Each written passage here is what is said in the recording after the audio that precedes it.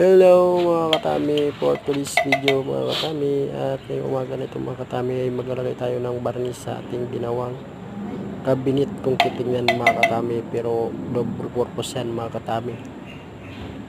At itong ating ginawa nga mga katami ay pwede siyang lagyan ng irinula sa loob mga katami, at ginawa natin siyang para cabinet para medyo maganda tingnan sa labas mga katami. At kung mapapansin nyo mga katami, yung nakatayo na yan pwede siyang itakip mga katami. Lagyan natin yan ng bisagra at butas sa gitna mga katami, at gulong na rin mga katami para itulak na lang pag mahina na ang gumagamit.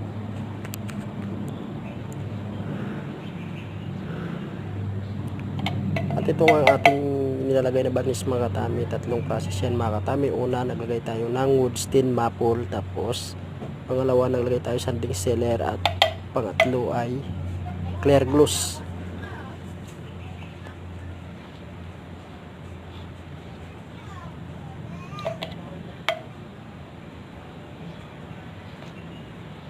So at inuulit-ulit nga natin ito mga katami hanggat sa kumintab siya mga katami, at pinapatungan natin ang pinapatungan para medyo smooth ang kanyang itsura mga katami.